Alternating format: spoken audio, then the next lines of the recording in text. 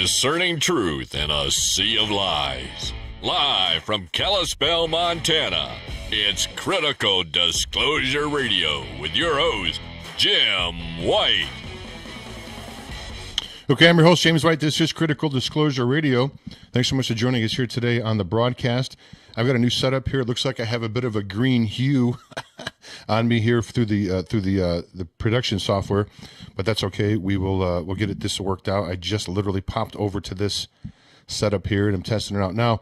We're delighted to have Michael Volpe on the broadcast with us today, investigative journalist and author.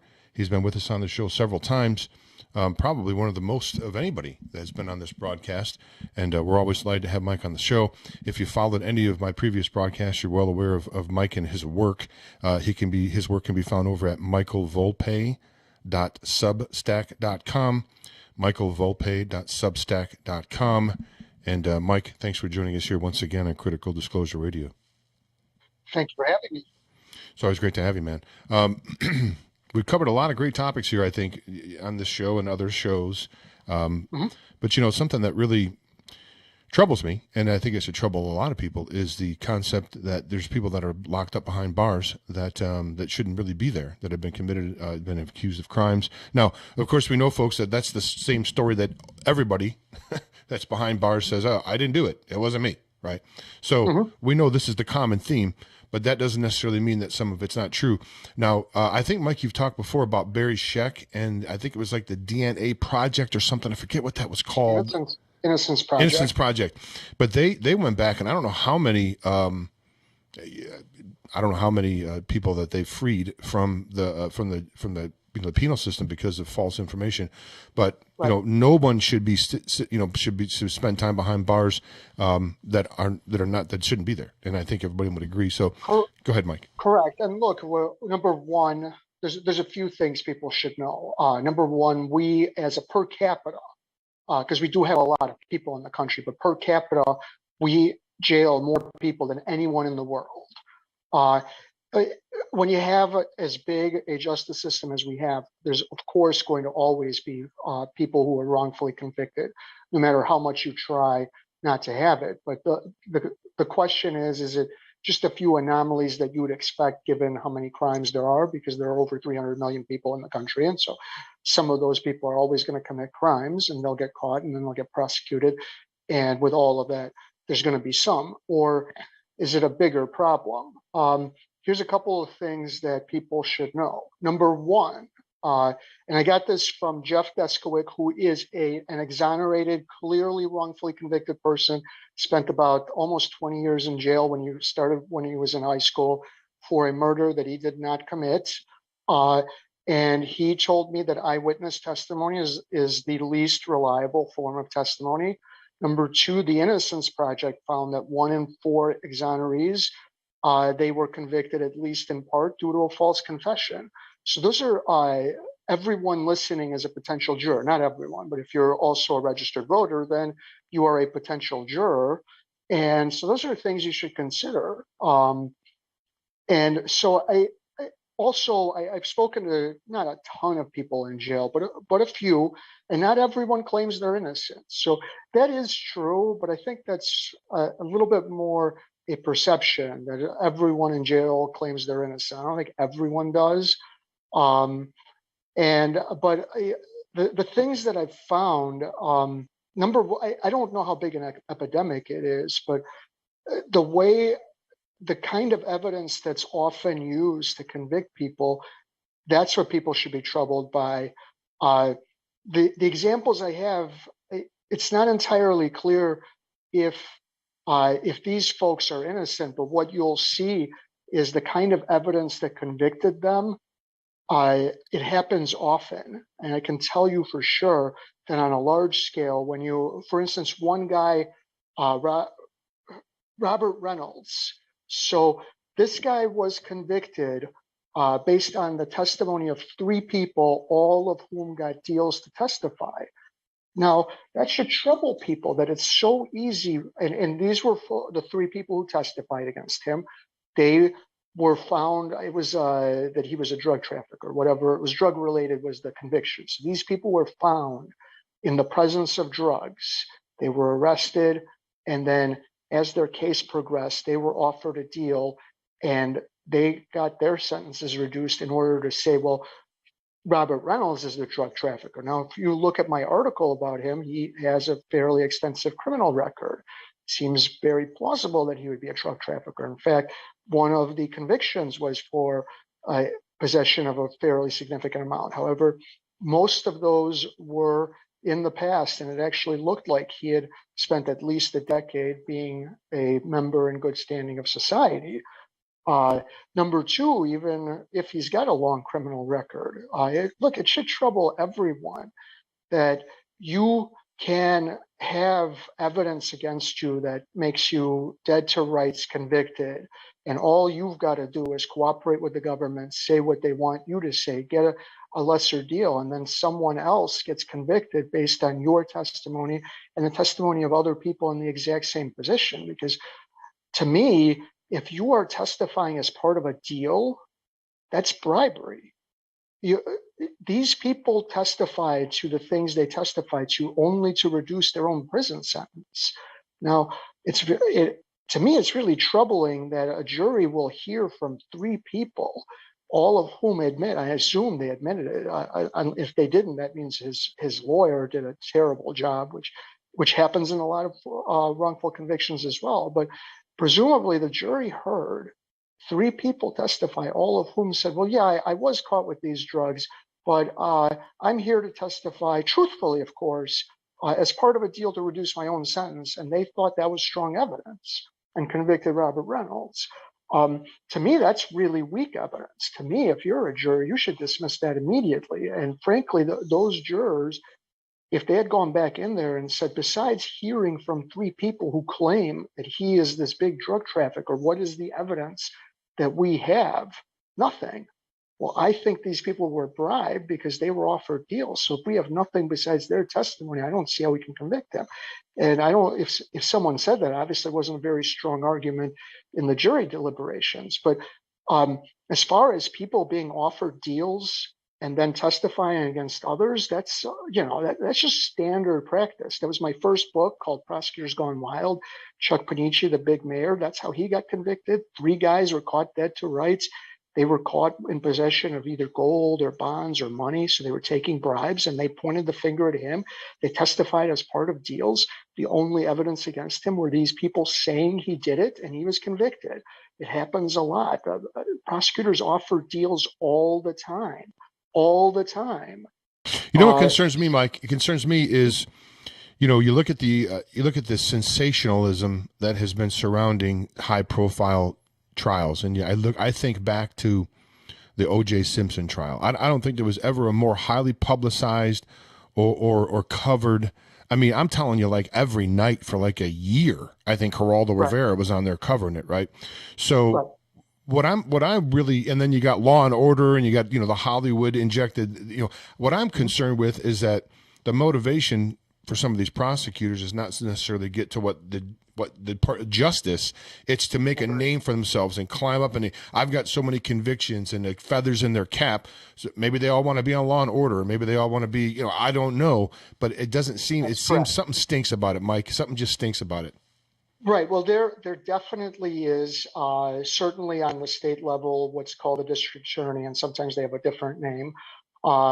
There is generally an attitude that you are judged based on your percentages of convictions, the number of convictions, and certainly based on any and all high-profile convictions. That's absolutely true. The prosecutors, and I can't remember her name, the lead in OJ's trial, she had a pretty significant career. Darby. Darby was her second. It was the woman, but she had a Marcia Clark. Marcia Clark, right. She had a pretty extensive career, and no one's going to remember any case except for OJ. And that's just how it works. The same... anytime you're involved in a high-profile case, that's all people will remember. That's correct, and certainly there is not an attitude of seeking justice. And look, whose fault of that is that? Ultimately, I believe that's the fault of the voters, because district attorneys, that's the top person in each county's office is elected. So are the voters insisting on someone who's going to run and then follow through on a platform of bringing back ethics in that office? Or are they electing someone who's going to say, I'm going to clean up the streets and I'm going to take the bad guys off the street, and that's the focus? Well, if you are electing someone who's talking in the second, then don't be surprised if that office fails on ethics, because you're not asking for it.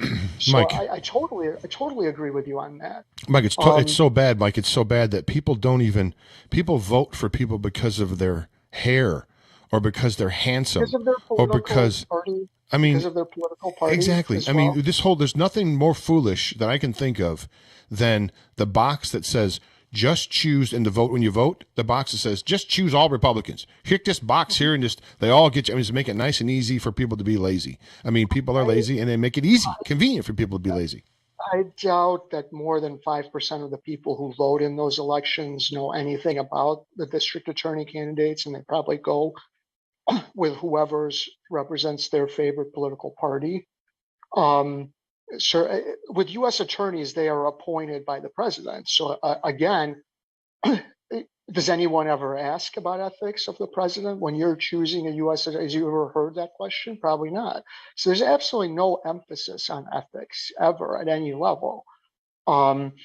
People should be troubled that it's so easy to, number one, round up 3 people. I'm talking Robert Reynolds now, and have physical evidence that ties them to a crime. You've got them dead to rights, and you are willing to give them a deal for their testimony. And it's very easy to not only do that, but then to present that to a jury of 12 people and get a conviction. People should be very troubled, because if that's all it takes, that's what the government's going to do. That's how they're going to get convictions. They're going to get the people they got. They're going to pressure them. Those people are going to agree to testify on behalf of a deal, and then somebody else gets convicted. Look, that first book, Prosecutors Gone Wild. That's exactly what happened. The prosecutors, and that was a federal prosecution, so it's the U.S. Attorney's Office. The people they had were underlings in Chuck Panici's mayor's office. Chuck Panici at the time, you can look him up, was a really big deal. He's one of the most powerful politicians in the state of Illinois, built a huge political organization. He had been investigated multiple times. And ironically enough, he was a very honest person who was turned into a dishonest person. And the prosecutors in that case wanted a high profile prosecution, not the one they had. So they offered deals to 1, 2, and eventually 3 people, all of whom testified as part of deals. And the jury of 12 people, again, heard these people say, yes, I am here as part of a deal. I was going to do many, many years in jail, but now I'm only going to do a few months. But you should believe me when I say that Chuck Panici was the recipient of some bribes that I was a part of. That's bad. Right. Right. Just think, maybe, Robert, maybe despite getting a deal, and look, obviously it doesn't mean you're lying, but maybe despite getting a deal, 1 or all 3 of the people who testified against Reynolds were telling the truth, and he really was the trafficker. Maybe, but let's expand it out. Mike, before you do that, hold that thought. I got to take a commercial break. Hold that thought. We'll expand it out. We'll come back on the other side. We'll come back on the other side with Mike Volpe. michaelvolpe.substack.com, michaelvolpe.substack.com, criticaldisclosure.com, or northwestlibertynews.com. I'm your host, James White. We'll be back after these brief commercial messages. Right back, Mike. Today's broadcast is sponsored by Heaven's Harvest Emergency Survival Food. Folks, as you can probably tell from watching the news, there's about to be a real big food shortage in this country. The trucker strike all across the world, especially here in the United States and Canada, is going to stop the food from flowing in here. There's no better time than right now to plant a garden for this spring. Spring is just around the corner, and you can save on shipping over at heavensharvest.com by going to heavensharvest.com and typing in Jim at checkout. Now, all you need to do is buy an heirloom seed vegetable kit or any food bucket and type in Jim at checkout, and you'll receive free shipping. Folks, don't wait. There's not much time left before the food supply is literally going to be shut down. We see this on the news every day. It's time to take your food security in your own hands. Do that by going to heavensharvest.com, picking up an heirloom vegetable seed kit, type in Jim at checkout. heavensharvest.com.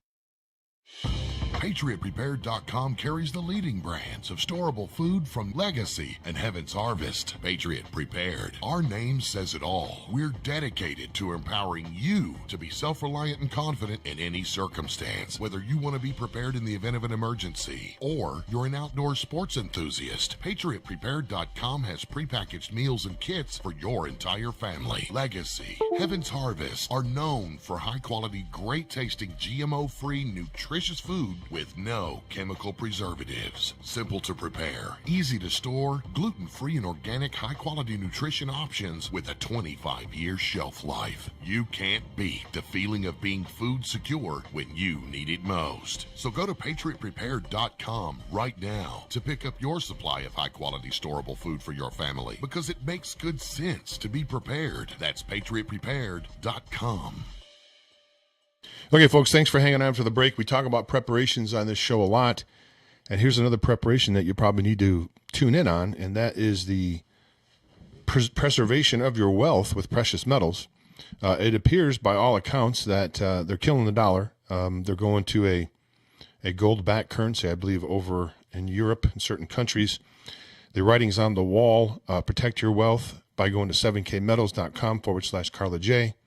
7kmetals.com/Carla J, or you can call Carla at 406-855-2761, and you can have precious metals delivered right to your house every month, like a subscription, and it just comes right to your door, and you don't have to do anything. You have to go and wait in line at the coin shop or any of that stuff, and they'll buy it back from you too. So check it out over at 7kmetals.com/Carla J. Okay, I'm delighted to be joined here by Michael Volpe. Let me take him off mute. Mike's been on a broadcast numerous times, and he and I have covered a lot of great topics on here, and I can't think of one that's more important.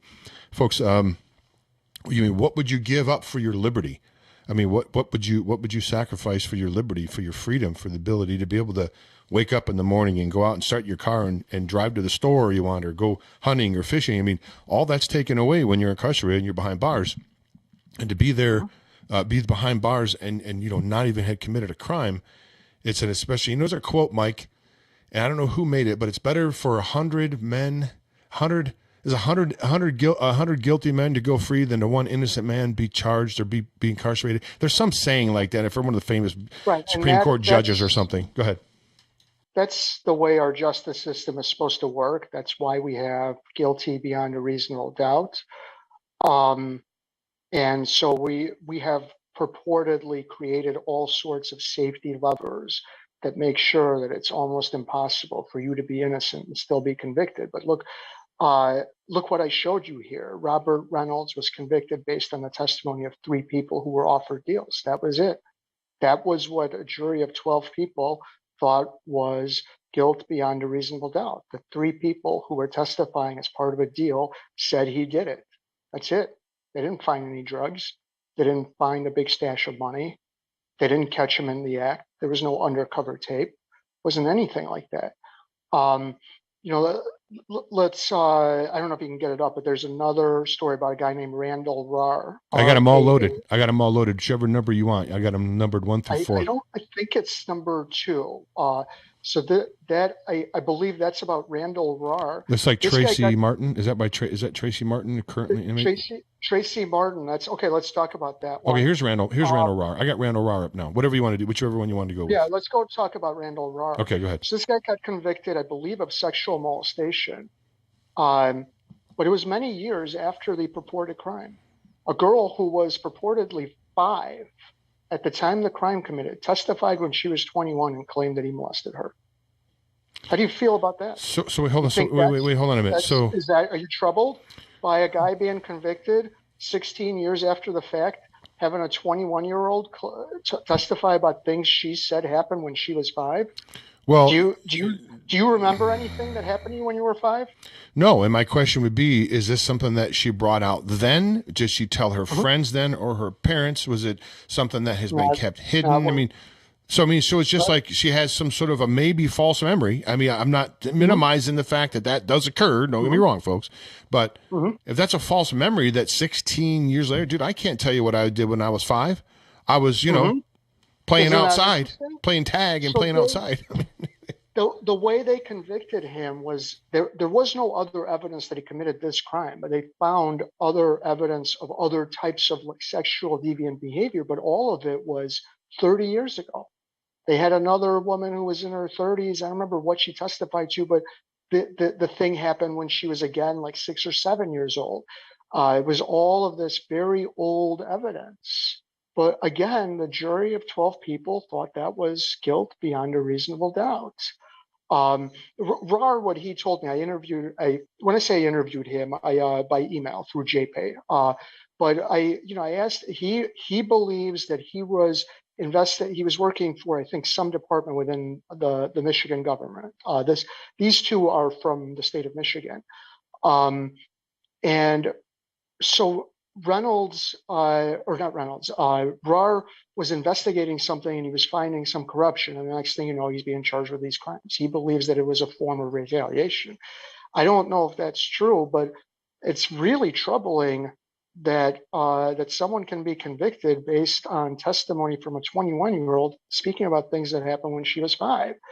And yet, if you think that's an anomaly, it's not. None of us are safe, dude. If that's the case, none of us are safe. I mean, seriously, without any evidence. I mean, this is it's kind of frightening in a sense, right?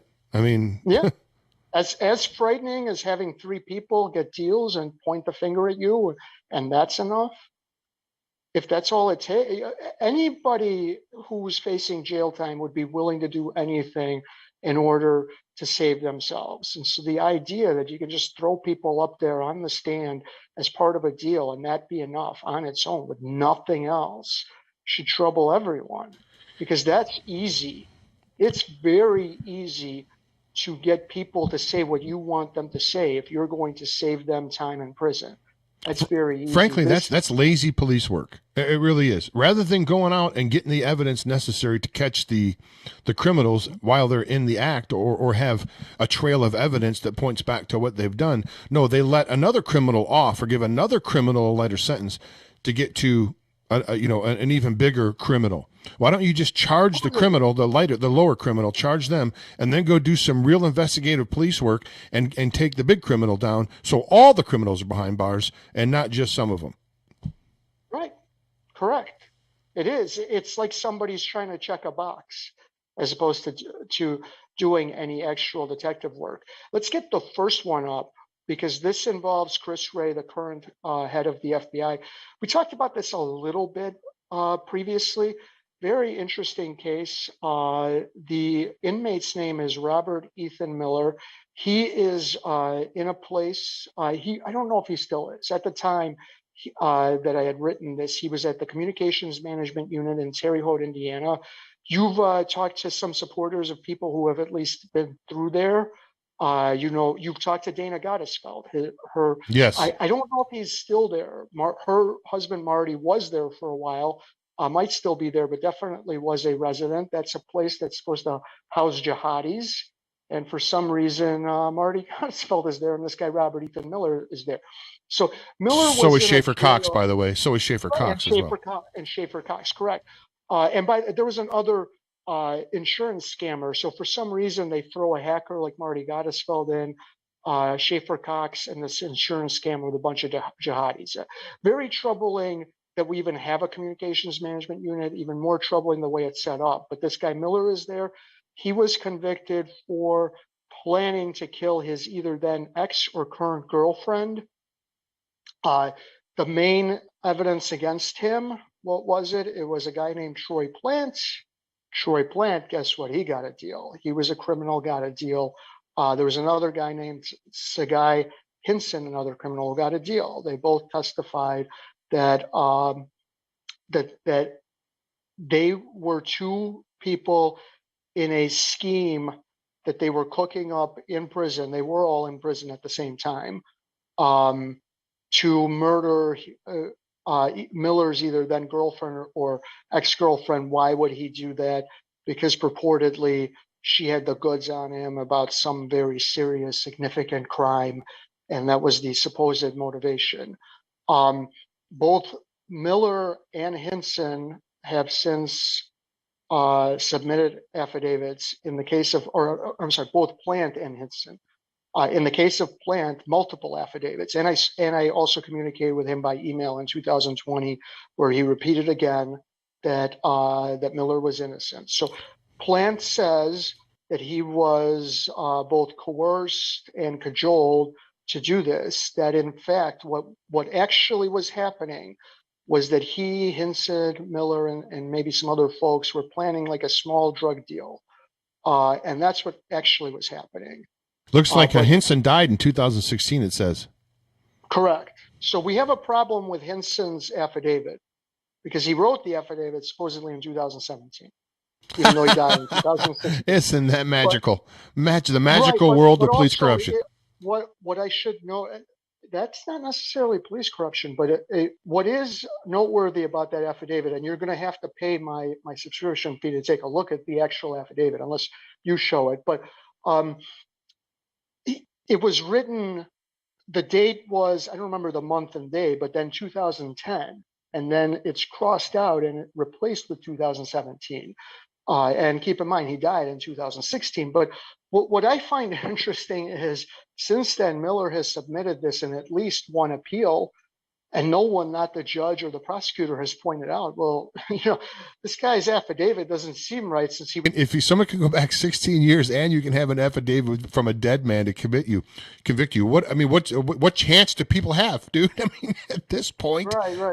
Now, Hinson, the affidavit was recanting. Now, judges don't like recantations, especially from criminals, and it's so funny because what happens with recantations is both sides take the exact opposite argument that they took from the trial.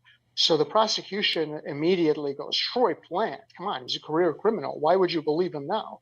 Well, you're the one who put him on the stand to say that you should believe him when the trial happened. And the defense is, Troy Plant is so courageous to come forward now and tell you the truth. Well, you were going after his credibility when the trial happened. Now, there was a third guy who submitted an affidavit. It was not a recantation because he never testified at trial, Elaine Vera. And I couldn't find Vera. Hinson was dead. Plant talked to me a little bit. I couldn't find Vera. But he said that he repeatedly tried to get Miller's lawyer to talk to him to say that this is bogus, that I was a part of this scheme. We were just planning a small drug deal. There was no murder. And what's interesting is that the lawyer that represented Miller was from King and Spalding. The U.S. attorney involved, and so the U.S. attorney would be the prosecutor in charge. His name was Chris Ray, and Chris Ray had recently moved over to the U.S. attorney's office from where? King and Spalding. And King and Spalding is probably an elite, definitely, and probably the premier law firm in Atlanta. So they were a very big deal. And also Plant has in affidavit said that he was coerced specifically by Chris Ray. But again, Robert Miller was convicted based on the testimony of a couple of people who got a deal. Hold on, Mike. Mike, you mean the same Chris Ray that probably was behind the orchestrated, now defunct and seen to be false setup of Governor Whitmer there in Michigan? I mean, why we got to go to a break here. We got to go to a network break in 30 seconds, Mike. I can't avoid it. But why would we believe anything that the FBI says, especially under its current director? I mean, we need to get the FBI out of every state, folks. Out of every state. There's no reason to have them there. MikeVolpe.substack.com. Michael Volpe, I should say. MichaelVolpe.substack.com. MichaelVolpe.substack.com. Michael Volpe, author, investigative journalist, and investigator. Mike, we'll get your books on the other side of the break. You can go back from the other side of the break and talk about your books. CriticalDisclosure.com. We'll be back after these brief messages.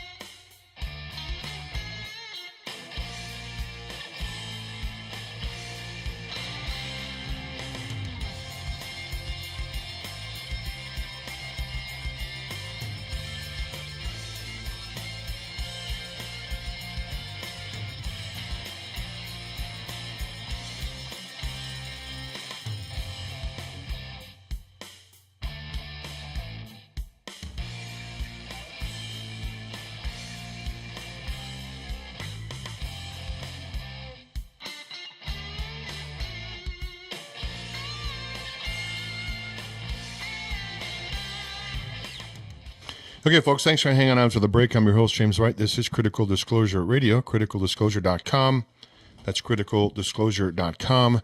We are here 5 days a week, Monday through Friday, 10 to 11 a.m. Mountain Standard Time on a variety of different networks, and we're hosted by Brighteon Radio, and we're delighted to be on the Brighteon Radio network. If you're not familiar with what's going on there, just go to brighteon.com. There's a video platform, there's a radio network, there's a television network, there's a social media network, and Mike Adams continues to be at the tip of the spear when it comes to combating the censorship and going against the mainstream, alternative media, or not the alternative media, but the mainstream social media that have been censoring folks. Mike, we're joined by Mike Volpe. Mike, thanks for hanging out to the break. Have you faced any of that? Let me ask you, unmute there. Have you faced any of those censorship problems, Mike? You get some pretty hard hitting stuff, and I know you've called out judges, you've called out, criminals. Have you got any of that? They kind of passed over you? Not from social media. I was once suspended from Twitter, got into an argument over vaccines. And what I found interesting was I wasn't even talking about the COVID vaccine. And it wasn't I'm not an anti-vaxxer.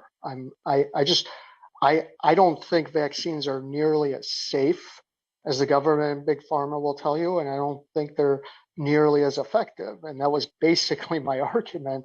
And I was suspended, and for a little while I was like, I'm going to take a stand. I want them to tell me why this is misinformation. And then they said, if you remove it, you're unsuspended.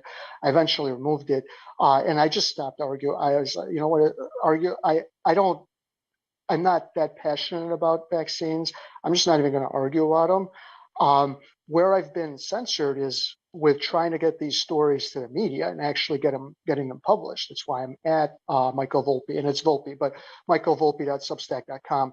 Because I started the Substack. I had built up probably 10 stories. And in fact, from time to time, I remember there's another one that I had actually had a website or a newspaper approve, tell me to write.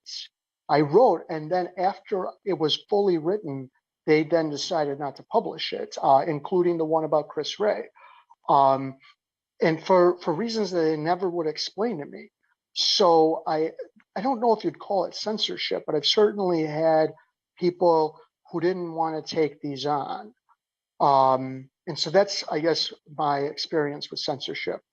Hey, Mike, just a little quick note here. Can you see me at all? Because I've got a new setup here with the a new thing here, new green. Can you see me through your camera at all? Or has it just got my name on there? Can you hear me? Okay, I just lost your video. There you go. You're probably coming back now. Yeah. Okay, so you probably can't see me, so I'm gonna have to work on that. Anyway. Right, I can't see you, but that's better. Why would I need to see you? Yeah, listen, dude. Trust me, you and thousands of others feel the same way. So don't feel. That's why you're on. Oh, did I lose you here? I think you went on mute, Mike. Something happened. You went on mute. Yeah. There you go. I'm sorry. I forgot, and it's a little late now. Airplane mode. You got to put it on airplane mode. No. I forgot to silence my phone, and I'm doing this off my phone, and this one person keeps calling. Oh. And so that's what's interrupting it. Hopefully we won't get any more calls for the last 20 some minutes of this broadcast. But I faced I guess censorship in that way. It was about 3 years ago now, a little bit more than now, maybe 2 years ago now. I wrote a pretty hard-hitting story that involved Joni Ernst when she was still in the military, covering up a rape, that you can still find on the Daily Caller. But they released it over the weekend and didn't put Ernst's name in the title. So I thought that that's another, I don't know if it's censorship, but that could have been a much more popular story if everyone who saw it knew that she was involved. But I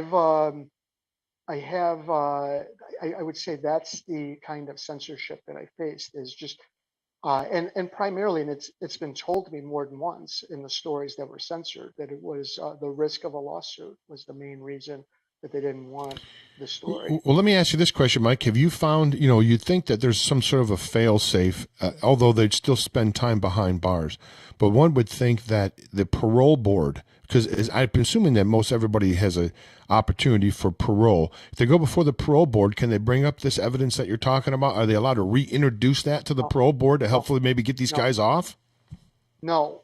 If you are seeking parole, the way to seek parole is to be as sorry as possible for the crime you have committed and to say you're a changed person. Parole does not wipe away a wrongful conviction. Parole assumes you are guilty, period. Only a parole board person who is stepping outside of their of the way that they're supposed to work. No, the governor or the president certainly could, if they were brought evidence of a wrongful conviction, either a commutation or a pardon. That's happened. That happens a lot. Not a lot, but that certainly happened. But look, here's the thing: the fail-safe is the appeals process. But realistically, you can get representation when you're poor, good representation. There are hard. In fact, Tracy Martin will talk about. He has a great lawyer who he got through a program for prisoners who are not well off. And the lawyer he has used to be a partner in a very top flight law firm. And he's taking on the case because he finds interesting issues, as he told me. So Martin is well represented, and that can happen. But, let's face it. Look, this isn't a matter of race per se. It's a matter of means, as you saw with O.J. Simpson. If O.J. Simpson didn't have the money that he had, he would have been convicted. There's no way. He got off because he had the best lawyers who made great arguments and created reasonable doubt. It wouldn't have happened without those lawyers, and those lawyers are very expensive. And he's black, obviously. But let's face it, the majority of poor people in our system, they are brown and black. So it is an issue of race as well. The fail-safe, here's what the fail-safe is. It's that you're supposed to be guilty beyond a reasonable doubt. So most people think, well, if you're not actually guilty, there's no way they're going to be able to generate enough evidence to prove you're guilty beyond a reasonable doubt. But as I showed you with Robert Reynolds, maybe he's guilty, but I can assure you that if you get 100 cases where the evidence is strictly people who got a deal testifying against someone, there's a lot of innocent people who are going to jail. If that's all it takes, it's not hard to put an innocent person in jail. So there are, but there really aren't. The system has evolved. Our system is predicated on these plea deals because the prosecutor's office, both on the federal and state level, don't have the resources to take a large number of cases to trial. So they'll pressure you, they will cajole you, they will offer carrots, they will do whatever it takes to get you to take a deal. And by the way, what you wonder why do innocent people plead guilty all the time? Why? Well, if you are facing, say, 20 years to life for a crime you didn't commit, but the prosecutor comes in and says, well, take this really small crime, a year and a half in jail, you're out. Even if you're innocent, would you risk it? I bet out of 100 people, there are plenty of 100 innocent people who are facing 20 plus years, but offered a year and a half or 2 years. You can bet a lot of those who are innocent would take that deal. So you absolutely have a lot of people who plead to crimes they didn't commit because they are afraid of what would happen if they go to trial. We have a justice system that people really don't think about because most people think if I'm innocent, I don't commit crimes, so I'll never have to worry about it. Well, hopefully. Well, Mike, how do we fix it? We get reports from some chat that our voices seem lower. Everything seems okay here on this end with the levels. I'm not really sure. Maybe it was something happened when Mike got the phone calls that it jack something out of shape. But anyway, it seems okay to me. And if you're getting lower voices, I apologize. What do you think, Mike? What do we do to fix it? Right. So, I mean, it seems like once somebody gets in the system, they don't have very many advocates, on their side, because a lot of these people are lower income. So you got the prosecutor who's paid by the state. You got the public defender who's paid by the state, the judge that's paid by the state, the bailiff that's paid by the state, the stenographer paid by the state. I mean, so, you go into a system where it's you pretty much against the whole machine. State. And the whole state. Everybody's paid from the same pool of money. I mean, that you're up against. There's a few things. Number one, as voters, you need to demand ethical prosecutors. The people running for district attorney, are they running on that campaign, or are they running on I'm gonna clean up the streets? Because clean up the streets means maximize convictions. Is that what you want? Who are you voting for? So that's number one. Number two, almost everyone listening to this broadcast is a potential juror. Jurors should be much more discerning. People should be very troubled that multiple people getting a deal, testifying, and that's the extent of the evidence. This is enough to convict someone. That shouldn't be enough. It shouldn't even be close. Mike, have you done any connections with the private prison systems? Because we know I've seen documentaries, many documentaries done before, where in certain towns they've locked up literally like 90% of the males because a private prison system moved in, and for them to continue to keep the funding going, they have to have a quota of X amount of people have to be incarcerated at all times to be able to make their to make their money that they need to make. So have you noticed that the private prison systems? I have not done that connection, but that's entirely possible. It's certainly entirely possible. In the time we've got, there's two more cases that I had. Yeah, sure. So Tracy Martin, and Tracy, I think, is the guy with, I don't remember the lawyer's name, but he is a very top flight lawyer. But Tracy's is an example of another thing that happens all the time, which is prosecutorial misconduct. In this case specifically, another thing that happens a lot, the prosecutor withholding what's called exculpatory evidence, which is evidence that will help the defense make its case. In this case, there was a witness who witnessed an argument long after Tracy had left the scene of what would eventually be the crime, and they withheld that witness's statement. So Tracy didn't know that it happened. Second of all, there was DNA found at the scene that was never tested, and Tracy, acting as his own lawyer, was able to get a judge to order it to be tested. That was in 2020. So here's more injustice. I talked to the lawyer. He's still waiting for that test a year and a half later, and they expected to be definitely not Tracy's, but also not the victims. I don't remember the victim's name in this case, but they expect it to be a third party. They don't know if it'll be identified. And Tracy has always said that it's somebody else did it. This is another Michigan case. This is two Michigan cases of the cases you've brought here. So what's going on over there? And that's where I'm from, really. Well, let's talk about that. The reason that there are several Michigan cases, because I talked to a guy named Terrence Moore, who's also a prisoner in Michigan.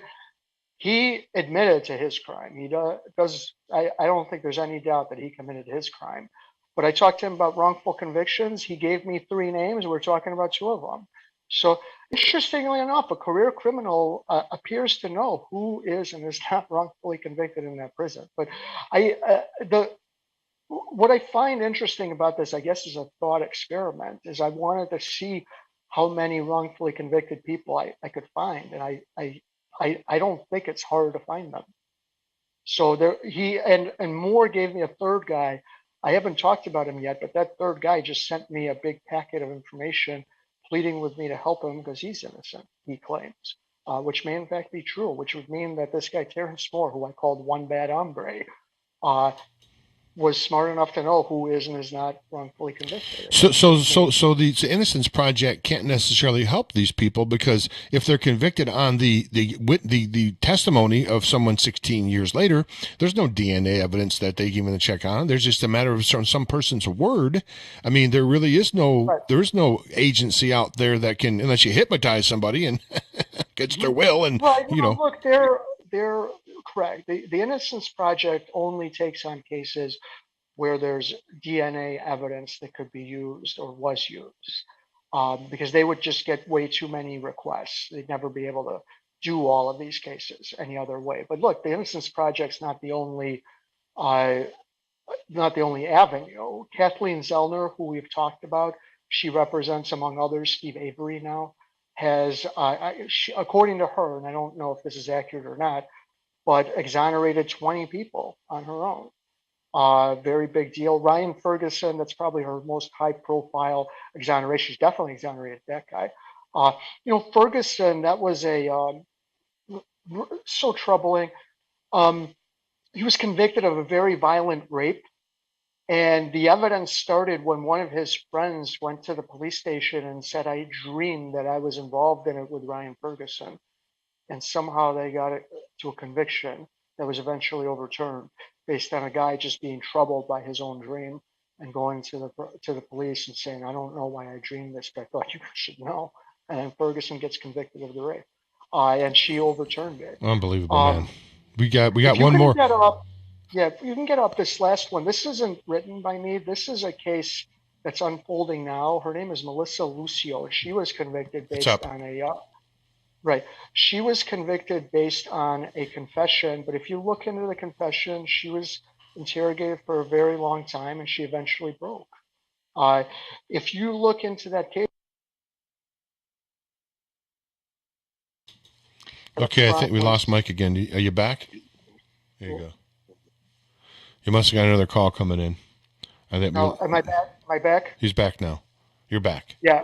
So, if you follow that case, you'll see that probably a crime didn't even commit. Her young daughter died, but it looked like it was just she died, and they got her to confess to killing her. She's scheduled to be executed in the state of Texas on April 27th. It's receiving an enormous amount of attention. It's all relative. It is receiving a fair amount of attention. The Innocence Project, I don't know how they're involved. At a minimum, they are publicizing the case. One other thing I wanted to point out, whatever you think of her, Kim Kardashian has done an enormous amount to bring the issue of wrongful convictions to light, to amplify it. She's extremely sophisticated in doing it. She understands the power of her celebrity. She's gone to jail to meet with these people. She's put money down to help them with lawyers. She does a lot. So you can still dislike her and think she's a celebrity for celebrity's sake. But on this issue, what she's done is really good. And I think she's helped a lot of wrongfully convicted people. And considering a lot of people think of her as a pampered celebrity, she not on this issue. She's really the real deal on it, and she does a lot of things most people would never do. What have you found, Mike? What have you found any states that are more egregious than others, or is it pretty much systemic? Is it pretty much all correction facilities? It happens everywhere. Texas is the worst. They are bloodthirsty. Right. Describe that. What do you mean bloodthirsty? Explain what you mean by that. No state executes more people than Texas. Lucio is the next one in line. They had a guy named Rodney Reed who's been sitting in their jail for over 20 years for a crime everyone who looks at that case knows he didn't commit. Kardashian got involved with that. They saved him from execution. He's still on death row. Texas is just awful for stuff like that. You look at the people that they've executed just in the last 15 or 20 years, you could probably find 4 or 5 or more cases where you really start to wonder if that person was innocent. Once you execute someone, that's it. You can't bring that back. Yeah, there's no appeal on that. I mean, Right. And so that's, look, I used to be many years ago pro death penalty because I thought some crimes are significant, but I now believe that the government's corrupt, the government's incompetent, And that's the reason I'm against the death penalty, because I think we have executed, we have killed innocent people. You go back to even Lincoln's assassination, one of the people involved in the conspiracy, Mary Surratt. It was controversial then, it'll always be controversial, but she was convicted strictly because the conspirators had spent time at her boarding house, and that they did. Booth, right after he killed Lincoln, the first stop was at her boarding house. He picked up a few things and then he left. But there was really it's all very circumstantial evidence that she was involved. And it's just, and they executed her. And till the end of time, it won't ever really be clear if she was involved, or if she was just a Confederate sympathizer, or if these guys just hung out at her boarding house because it was an easy place to gather at. There was a couple of people who claimed that she was involved, and that was it. Somebody testifying that she was involved. I guess the strongest evidence that she was involved was that they went to her boarding house first. But I don't know. Does that mean she's involved, or does that mean that they trusted her with some stuff that, without telling her why they did it? So this stuff's not new. Sacco and Vanzetti is probably a very famous case with those were two anarchists who I don't remember what they were convicted of, a murder, and they were convicted because they were anarchists. It was inflammatory. The May Day riots, there were 4 people who were hung, who some of them had alibis where they were nowhere near the scene of the crime. They were still hung because they were anarchists. So we've actually gotten better at this. Basically, we've had a lot of inflammatory trials where people were convicted based on the prosecution convincing people they were bad people rather than having any evidence. Mike, we got 2 minutes left. We dump out of the show 4 minutes early for the network because there's a network break at the end. What have you got going on here coming up? Give people a teaser. What are you working on now? I know you're always working on something. Anything you got coming up here that you want to let people know about? Yeah, listen, my Substack is a $5.99 subscription. And one of the interesting cases I'm working on is out of Collinsville with 2 L's, Illinois, a CPS child custody case and it's all behind the paywall for now. 3 very interesting and disturbing audio of a girl begging to not live with her father, who she's afraid of, who has been sexually inappropriate with her. And you hear caseworkers, her father in one audio, therapists minimize it. In the last audio, they try to teach her coping techniques. And of course, this is how the system works.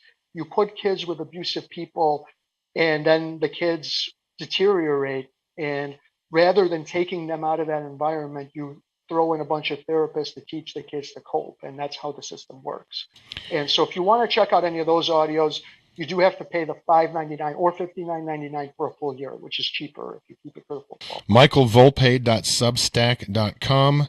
michaelvolpe.substack.com. And folks, if you want to support independent journalism, I know Michael doesn't get funded by the military-industrial complex or the globalist empire, certainly. So you need to support guys like myself and guys like Mike, because we're out there on the street doing our thing. michaelvolpe.substack.com. Mike, we're just out of time here, brother. Really appreciate you coming by. CriticalDisclosure.com, CriticalDisclosure.com, or NorthwestLibertyNews.com. You can check out everything going on Brighteon Radio, Brighteon.com, Brighteon TV. Mike Volpe, thanks so much for being here today, bud. Thank you for having me. Till next time, this is James White for Critical Disclosure, saying bye now.